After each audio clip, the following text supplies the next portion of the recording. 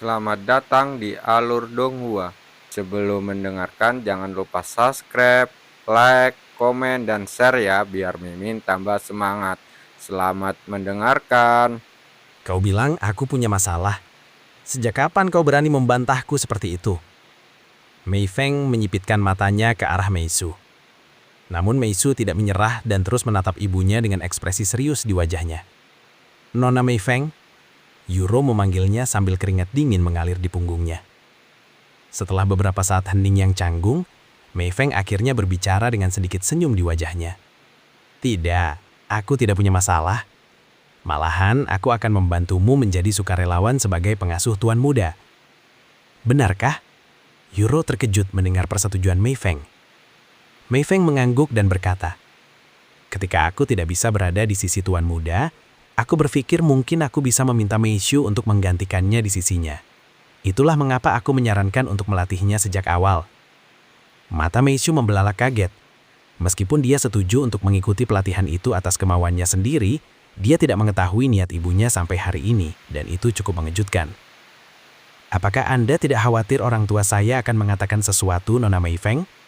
Saya ragu mereka akan mengizinkan putri Anda untuk merawat kakak Tian. Yuro tiba-tiba bertanya padanya. Ya, benar.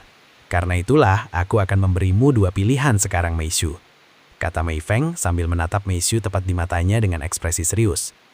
Pertama, kamu akan tetap berada di keluarga Yu dan terus melayani nona muda sebagai pelayannya. Namun, kamu tidak diperbolehkan untuk mengurusi tuan muda, karena tuan-tuan tidak akan mengizinkanmu melakukan itu. Atau, kau bisa terus menjadi pengasuh tuan muda. Namun jika kau memilih jalan ini, kau harus meninggalkan keluarga Yu dan berhenti menjadi pelayan nona muda. Pilihannya hanya tuan muda atau nona muda. Kau tidak bisa memiliki keduanya. Jadi mana yang akan kau pilih? Mata Mei Xu membelalak kaget saat diberi dua pilihan tersebut. Namun yang mengejutkan Mei Feng dan Mei Xu, Yuro adalah orang pertama yang berbicara, dan dia berkata dengan suara tegas. Mei Xu, kau harus memilih kakak Tian. Aku bisa menjaga diriku sendiri, tetapi kakak Tian, dia tidak bisa melakukan itu. Jika aku meninggalkan keluarga Yu, apa yang akan terjadi pada sekolah? Mei Xu tiba-tiba bertanya. Tentu saja kamu tidak bisa lagi bersekolah di sekolah yang sama dengan nona muda, karena kamu berada di sana karena keluarga Yu. Namun jika kau bersedia membayar biaya sekolah sendirian, kamu tetap bisa bersekolah seperti biasa. Mei Xu mengkeringit kening. Membayar biaya sekolah sendirian. Bahkan dengan tabungannya, dia tidak akan bertahan sampai akhir tahun jika harus membayar sekolah bergengsi seperti itu sendirian. Aku tahu ini pilihan yang sulit bagimu, tapi kau tidak bisa terus bersembunyi. Tuan-tuan akhirnya akan mengetahui bahwa kau membantu tuan muda di belakang mereka, dan hukuman untuk itu akan jauh lebih buruk daripada sekedar meninggalkan keluarga Yu. Sial, bahkan posisiku pun mungkin terancam, kata Mei Feng. Lalu ia melanjutkan, jika kau memilih untuk meninggalkan keluarga Yu untuk merawat tuan muda, aku juga akan berusaha mendukungmu sebisa mungkin. Adapun nona muda, aku percaya kepadanya ketika ia mengatakan bahwa ia bisa menjaga dirinya sendiri. Mei Xu, apakah kau perlu memikirkan ini? Kau harus memilih kakak Tian. Soal sekolahmu kita akan memikirkannya nanti. Yuro terus mendesaknya. Mei Xu tiba-tiba menutup matanya, dan kenangan masa kecilnya bersama Yuan dengan cepat memenuhi pikirannya. Ada apa, Mei Xu? Apa kau membuat kesalahan lagi? Kemarilah, kau bisa menangis di pundakku. Suara kekanak-kanakan Yuan terngiang di kepalanya. Menangis lagi? Ini, mau coklat? Ini akan membuatmu merasa lebih baik. Pelatihanmu hampir selesai. Selamat. Mari kita berdua berusaha sebaik mungkin. Mei Xu membuka matanya setelah diam selama 1 menit sebelum berjalan di depan Yuro. Setelah menarik nafas dalam, Mei Xu menundukkan badannya dan membungkuk kepada Yuro. Maafkan saya, nona muda, tetapi saya telah memutuskan untuk meninggalkan keluarga Yu. Mohon maafkan saya. Senyum Yuro muncul di wajahnya dan ia mengangguk. Terima kasih atas dedikasi dan kerja kerasmu selama ini, Mei Xu. Tolong jaga kakak Tian setelah ini. Aku akan membalas budimu di masa depan. Beberapa saat kemudian, Mei Feng berkata, aku akan memberitahu para tuan tentang kepergianmu nanti, Mei Xu. Lalu ia menoleh ke arah Yuro dan melanjutkan. Nona muda, jika Anda tidak keberatan, bolehkah saya mengunjungi tuan muda? Sudah bertahun-tahun saya tidak bertemu dengannya. Yuro mengangguk dan berkata, Mei Xu, kau bisa mengajak Nona Mei Feng menemui kakak Tian saat kau pergi. Aku akan meminta pelayan lain untuk mengemas barang-barangmu, jadi kau tidak perlu khawatir. Terima kasih, Nona muda. Jangan panggil saya begitu lagi, Meishu. Kau sudah tidak bekerja untukku lagi dan aku bukan lagi nona mudamu. Panggil saja saudari Ro. Itu, iya, Kak Ro, kata Meishu padanya setelah sedikit ragu, merasa agak aneh setelahnya. Setelah berbincang dengan Yuro sedikit lebih lama, Meishu meninggalkan tempat itu bersama Mei Feng. Setelah sendirian, Yuro berbaring di tempat tidur dengan ekspresi langlung di wajahnya. Bukan hanya kakak Tian, bahkan Meishu pun telah pergi, meninggalkan aku sendirian di tempat ini. Meskipun ia secara pribadi mendorong Meishu untuk pergi, Yuro tak bisa menahan air mata atas kepergian Meishu. Setelah hening sejenak, ia bergumam, mungkin sebaiknya aku meninggalkan tempat ini dan pergi bersama kakak Tian dan Meishu. Yuro kemudian turun dari tempat tidur dan berjalan ke mejanya. Setelah membuka salah satu laci dengan kunci, Yuro menggunakan kunci lain untuk membuka kotak yang ada di dalam laci dan mengambil sebuah amplop hitam besar yang memiliki label putih bertuliskan sertifikat adopsi. Yuro berhati-hati membuka amplop yang tampaknya sudah pernah dibuka sebelumnya dan menatap sertifikat setelah mengeluarkannya, ekspresinya setenang kolam yang tenang. Setelah menatap sertifikat dan nama tertentu yang tertera di dalamnya beberapa saat, Yuro memasukkannya kembali ke dalam amplop dan mengunci laci-lacinya sebelum meninggalkan kamarnya dengan senyum lembut di wajahnya. Setelah meninggalkan rumah, Meishu mengantar ibunya ke apartemen Yuan dengan limusin. Tentu saja, limusin ini milik Mei Feng, meskipun statusnya sebagai pelayan, karena ia hanya berada di peringkat kedua dalam keluarga Yu, tepat di bawah Yuro dan orang tuanya. Tuan muda saat ini tinggal di apartemen ini. Mei Feng mengangkat alisnya saat tiba di tempat itu. Meskipun apartemen itu tidak terlalu buruk, apartemen itu tidak cocok untuk seorang seperti Yuan, atau itulah yang dipikirkan Mei Feng. Dalam benaknya, seorang jenius seperti Yuan, seseorang yang secara harfiah dapat menghujani uang dengan bakat musiknya yang seperti dewa, tidak pantas tinggal di apartemen bersama ratusan orang lainnya. Beberapa saat kemudian mereka memasuki lift dan dengan cepat menuju ke lantai 17. Meishu membuka pintu kamar 17F dengan kuncinya dan berkata, "Tuan muda, saya pulang." Yuan yang sedang berlatih sambil menunggu kembalinya Meishu, merasa bingung mendengar kata tuan muda keluar dari mulutnya, padahal dia sepertinya sudah terbiasa memanggilnya Yuan. Namun Yuan menyadari ada sesuatu yang tidak beres ketika dia mendengar dua pasang langkah kaki memasuki apartemen. Apakah Yuro datang? Tidak, langkah kaki ini terlalu lembut. Yuan bertanya-tanya dalam hati, siapakah pengunjung ini jika bukan Yuro? "Tuan muda, Anda kedatangan tamu," kata Meishu kepadanya dari luar kamarnya setelah mengetuk pintu dengan lembut. "Siapa itu?" tanya Yuan. "Tuan muda, ini saya," Mei Feng dengan cepat menjawab dengan suara yang sangat lembut. "Nona Mei Feng?" Yuan langsung mengenali suara dewasanya meskipun sudah bertahun-tahun tidak mendengarnya. "Bolehkah aku masuk?" tanya Mei Feng dari luar. "Iya, silakan masuk." Mei Feng menoleh ke arah Meishu dan berkata kepadanya dengan ekspresi serius. "Tetaplah di luar, aku ingin berbicara dengannya secara pribadi." Meskipun ia ragu untuk meninggalkan Yuan sendirian bersama ibunya, ia tidak sanggup menolak dan mengangguk. Mei Feng mendekati knop pintu dengan kedua tangannya, dan setelah menarik nafas dalam-dalam, dia memutar gagang pintu dan membukanya. Setelah memasuki kamar Yuan dan menutup pintu, Mei Feng menoleh untuk melihat pemuda yang terbaring di tempat tidur. "Tuan muda." Mei Feng terkejut melihat kulit Yuan yang sehat, tetapi dia tidak terlalu memikirkannya untuk saat ini dan memutuskan untuk berlutut di samping tempat tidur dengan kedua lututnya. "Nona Mei Feng, apa yang Anda lakukan di sini? Apakah?" Yuan khawatir orang tua angkatnya mungkin telah mengetahui tentang Meishu yang membantunya, itulah sebabnya ibunya ada di sini. "Tidak, para tuan tidak tahu tentang kehadiranku di sini. Kau bisa tenang. Aku di sini bukan untuk memisahkan Meishu darimu, karena aku tidak bisa." Seolah bisa membaca kekhawatirannya, Mei Feng menenangkannya dengan suara lembut. "Lalu, mengapa kamu?" "Aku di sini untuk meminta maaf kepadamu, tuan muda yang terhormat." Mei Feng tiba-tiba meraih salah satu tangan Yuan dan memegangnya erat di dadanya, memperlakukannya seolah-olah itu adalah harta yang rapuh. "Minta maaf? Untuk apa?" Yuan bertanya kepadanya dengan suara yang benar-benar bingung. "Untuk segalanya." Mei Feng menghela nafas, lalu melanjutkan.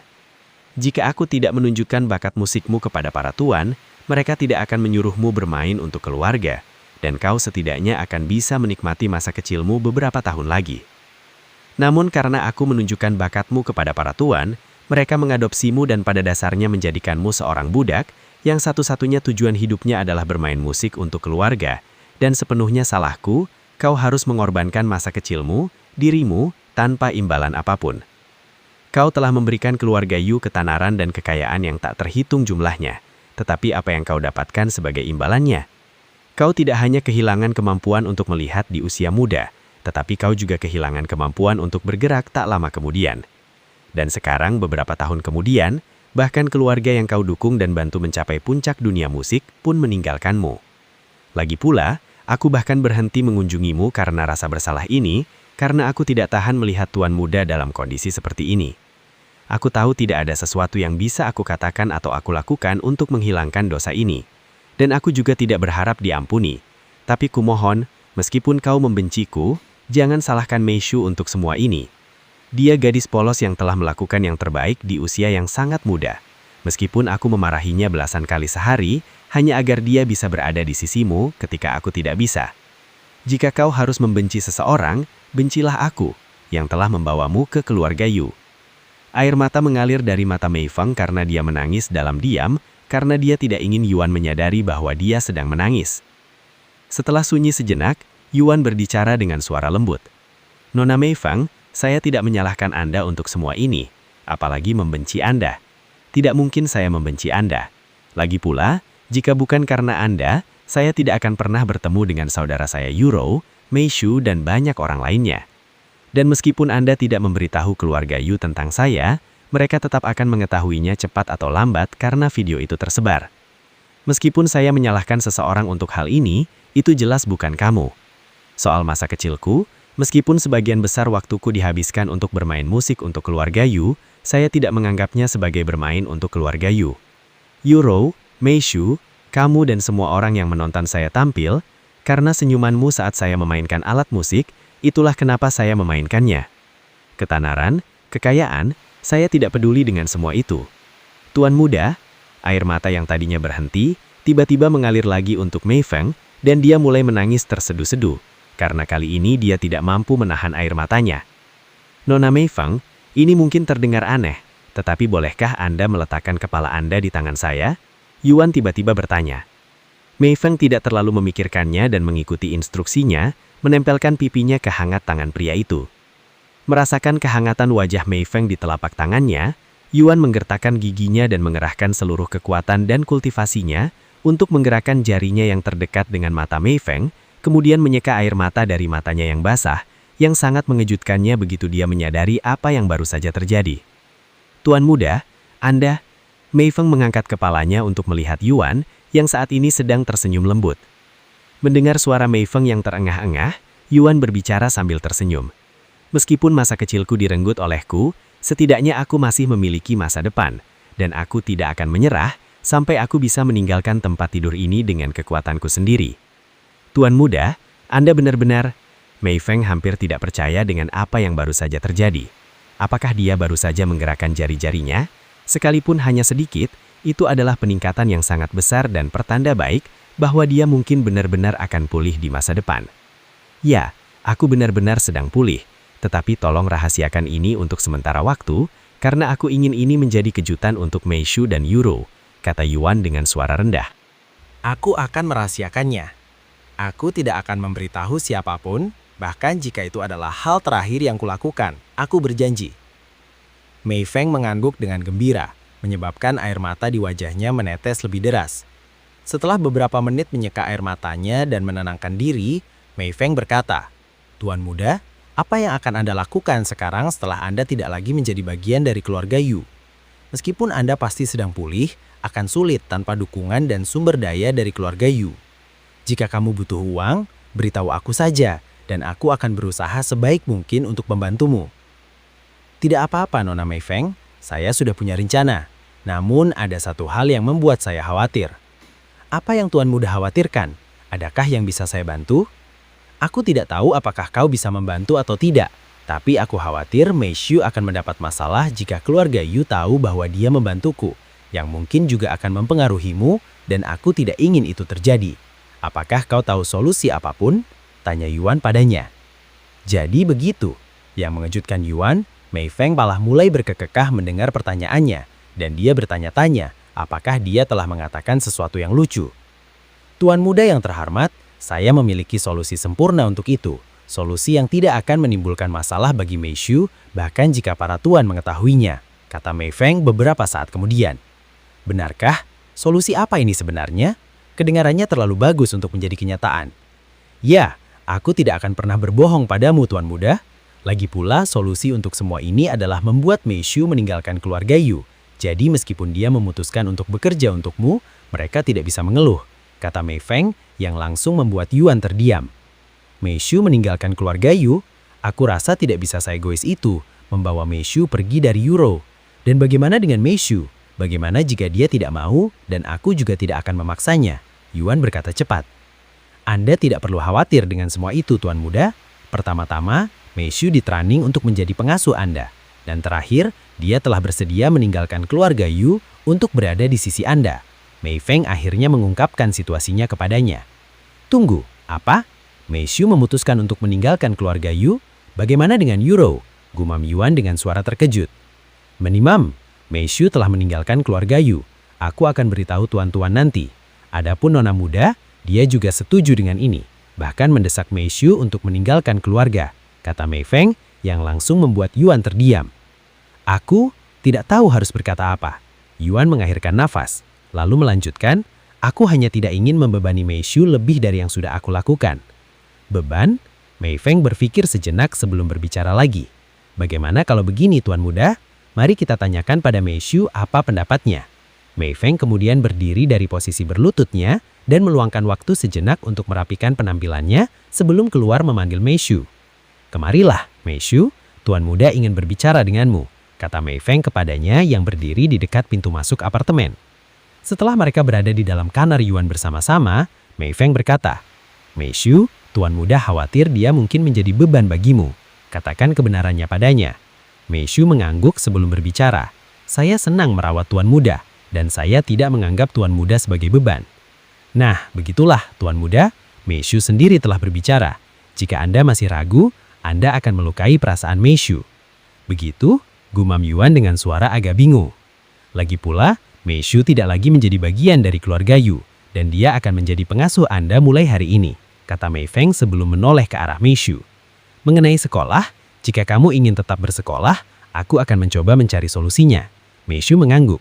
Setelah semuanya selesai, Mei Feng melihat arlojinya dan berkata, aku tidak punya banyak waktu lagi di sini, tetapi sebelum aku pergi, aku perlu memastikan bahwa kamu tidak melupakan latihanmu dan bahwa kamu merawat Tuan Muda dengan baik. Oleh karena itu, kamu akan menunjukkan kepadaku bagaimana kamu merawat Tuan Muda sekarang juga. Sekarang, tapi apa yang harus saya lakukan? Tuan Muda sudah sarapan. Mei Feng berdiri diam sejenak sebelum bergerak dan mengelap dahi Tuan Muda dengan jarinya.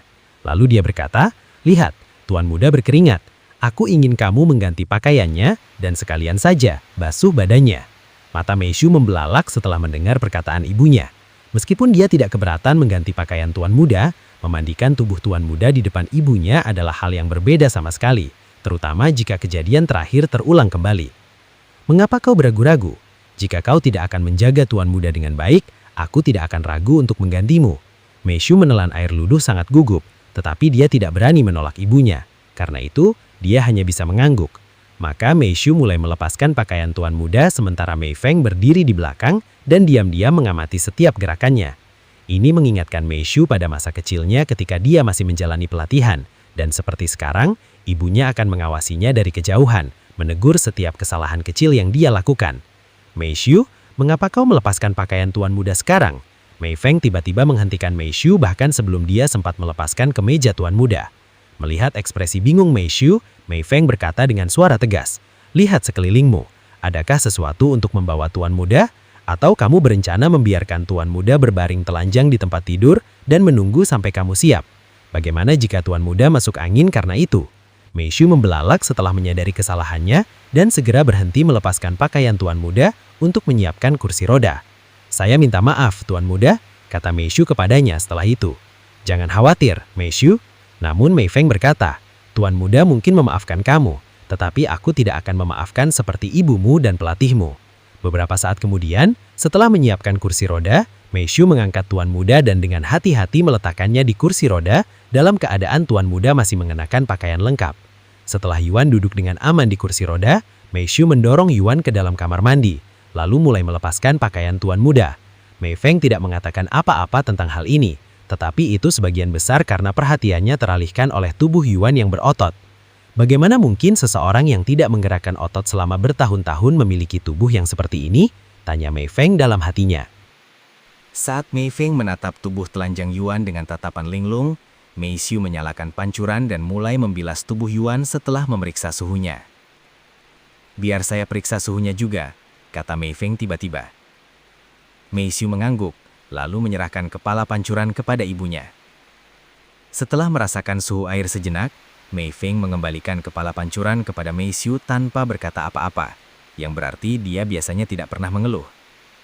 Setelah membilas tubuh Yuan, Mei Xu menuangkan sedikit sabun mandi ke spons dan bersiap untuk menggosok tubuh Yuan. Namun, Mei Feng dengan cepat menghentikannya dan berkata, "Berhenti di situ, Mei Xu. Apa yang ada di tanganmu itu?" "Sebuah spons?" Mei Xu menjawab dengan suara bingung. "Dan kau berencana membasuh tubuh tuan muda yang rapuh dengan spons? Gunakan tanganmu," kata Mei Feng padanya. Mei Xu menelan ludah dengan gugup sebelum mengangguk dan melemparkan spons ke samping. Tak lama kemudian, dia mulai menggosok tubuh Yuan dengan tangan kosong dan merasa terkejut begitu menyadari betapa kuatnya tubuh Yuan. Beberapa menit kemudian setelah membasuh tubuh dan kaki Yuan, Mei Xu sampai di area yang paling ia takuti, terutama karena ibunya masih mengawasi. Setelah menelan ludah dengan gugup, Mei Xu menarik nafas dalam-dalam dan mulai membersihkan area terakhir dengan tangan yang gemetar. Tentu saja, Mei Feng tidak melewatkan hal ini, tetapi dia tetap diam. "Hah?" Mei Feng mengangkat alisnya ketika sesuatu pada Yuan juga ikut terangkat. Karena dia bisa menggerakkan anggota tubuhnya sampai batas tertentu, aman untuk berasumsi bahwa dia juga bisa merasakan lagi, kan? Mei Feng bertanya dalam hati setelah melihat reaksi Yuan yang takjub. "Tuan muda, bagaimana perasaan Anda sekarang? Apakah Anda merasa baik-baik saja?" Mei Feng tiba-tiba bertanya kepadanya, mengejutkan Mei Xu hingga ia berhenti bergerak dan menatapnya dengan mata lebar. Apa maksudmu, Nona Mei Feng?" tanya Yuan dengan suara yang benar-benar bingung. Mei Feng menyipitkan matanya dan berpikir. Jadi itu hanya reaksi alamiah tubuhnya. Atau mungkin dia memang tidak mengerti. Lagi pula tidak ada yang mengajarinya tentang hal semacam itu. "Tidak apa-apa, Tuan Muda. Itu hanya salah pengertian," kata Mei Feng beberapa saat kemudian sebelum menatap Mei Xu. "Kenapa kau berhenti? Cepat, lanjutkan membandingkan Tuan Muda atau dia akan masuk angin," lanjutnya.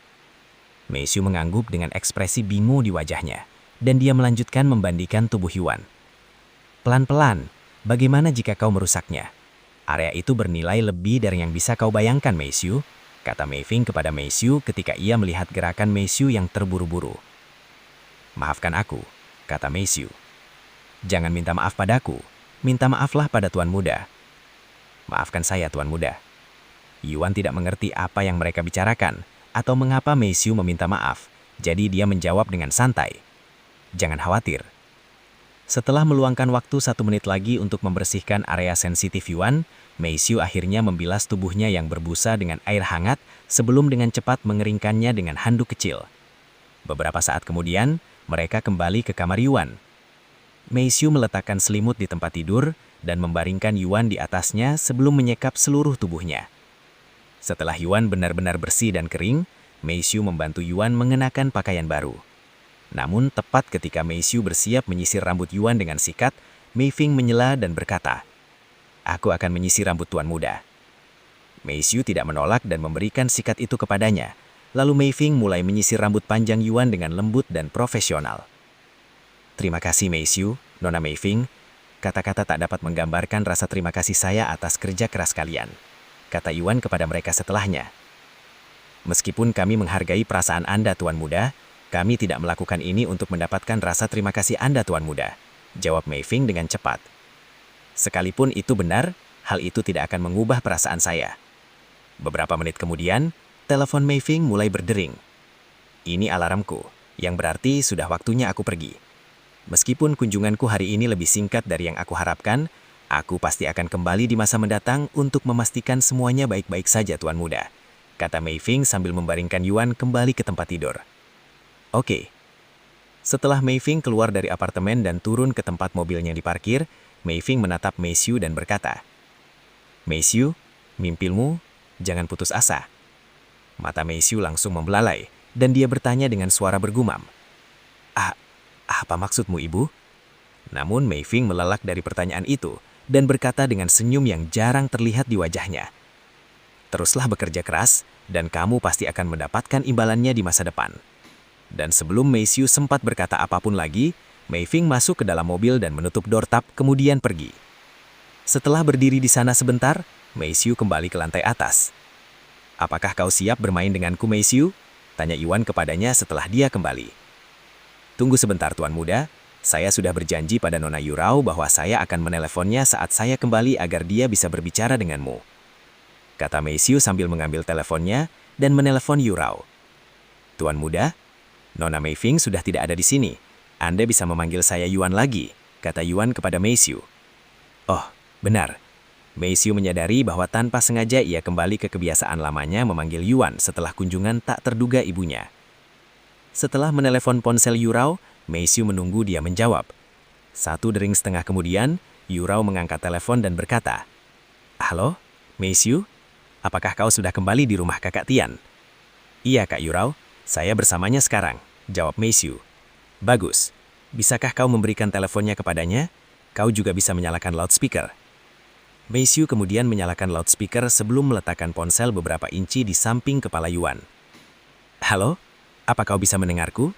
Suara Yurao terdengar dari loudspeaker. "Aku bisa mendengarmu, Yurao," kata Yuan. Rasanya sudah sangat lama sejak terakhir kali aku mendengar suaramu. Dan maafkan aku karena tidak meneleponmu lebih awal, Kakak Tian. Meskipun aku tidak bisa melihatmu, tak kenapa aku sama sekali tidak terpikir untuk meneleponmu. Jangan khawatir soal itu. Apakah Nona Mei Feng masih ada di sana? Tidak, dia baru saja pergi. Begitu. Kalau begitu, aku berasumsi bahwa dia sudah menceritakan semuanya kepadamu mengenai situasi Mei Xiu. Benar, Nona Mei Feng sudah menceritakan semuanya padaku. Tapi apakah kau yakin tentang ini, Yuro? Bagaimana dengan pengasuhmu? Apakah kau akan baik-baik saja sendirian? Kau meremehkanku, kakak. Apa kau lupa bahwa akulah yang merawatmu selama beberapa tahun terakhir?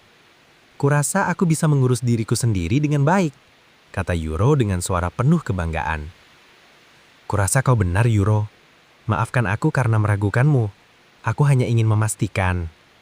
Jangan khawatir. Ngomong-ngomong, aku sudah berjanji pada Xia Jingyi bahwa aku akan bermain cultivation online sebentar lagi. Jadi mari kita langsung ke topiknya. Setelah menarik nafas dalam-dalam, Yuro berkata, "Dr. Wang menelpon saya tadi malam, dan dia mengatakan akan mengunjungi Anda sore ini. Saya sudah memberikan alamat Anda kepadanya, jadi dia akan segera sampai." "Dr. Wang, saya mengerti," kata Yuan. "Selanjutnya mari kita bicarakan tentang rekening bank Anda. Saya telah membuat rekening bank lain untuk Anda dan Mei Xiu, jadi kalian berdua akan memiliki akses ke rekening tersebut. Adapun rekening yang akan digunakan untuk menjual barang-barang tersebut, saya akan mengirimkan informasinya kepada Mei Xiu setelah panggilan ini. Mei Xiu, pastikan kau mengikuti instruksinya. Meskipun mungkin akan mustahil untuk menyembunyikan identitas Kakak Tian secara penuhnya, karena dia menjual harta karun tingkat dewa, sesuatu yang hanya dimiliki pemain Yuan saat ini, terutama karena itu adalah kecapi dan semua orang tahu bahwa dia telah berpartisipasi dalam kompetisi kecapi." "Saya mengerti," kata Mei Xiu. "Baiklah, itu semua yang bisa saya sampaikan untuk saat ini. Saya akan menelpon kalian lagi besok pagi, Kakak Tian dan Mei Xiu," kata Yuro kepada mereka sebelum menutup telepon. Nah, mari kita... Tepat saat Yuan membuka mulutnya untuk berbicara, ponsel Mei Xiu mulai berdering lagi. "Apa kau melupakan sesuatu?" tanya Mei Xiu kepada Yuro yang entah kenapa membalas panggilan tersebut. "Oke. Aku hampir lupa memberitahumu bahwa barang-barangmu sudah dikemas dan akan dikirim ke tempatmu besok. Sampai jumpa," kata Yuro sebelum menutup telepon lagi. "Lagi pula, apa yang harus kita lakukan sekarang? Aku ingin bermain denganmu saat kau kembali, tapi Dr. Wang akan segera datang." Yuan menghela nafas. "Tidak apa-apa, Yuan. Sekarang aku sudah meninggalkan keluarga Yuan dan sekolah. Aku bisa tinggal di rumah sepanjang hari dan bermain kapanpun kau mau," jawab Mei Xiu. kamu tidak berencana pergi ke sekolah? Yuan bertanya padanya dengan suara terkejut. Saya belum tahu pasti, tetapi saya jelas tidak memiliki dana untuk bersekolah karena keluarga Yuan tidak akan mendukung saya begitu mereka tahu saya akan cuti. Jika yang kau butuhkan adalah uang, setelah kita menjual harta karun Tukya Dewa, kita akan memiliki lebih dari cukup uang untuk membayar biaya sekolahmu, kata Yuan. Uang dari permainan itu, gumam Meishu. Apa kau tidak mau pergi ke sekolah, Meishu? Kau bisa bertemu Euro kalau kau pergi ke sekolah? Tanya Yuan padanya. Setelah berpikir sejenak, Meishu berkata, sejujurnya aku sebenarnya tidak ingin bersekolah.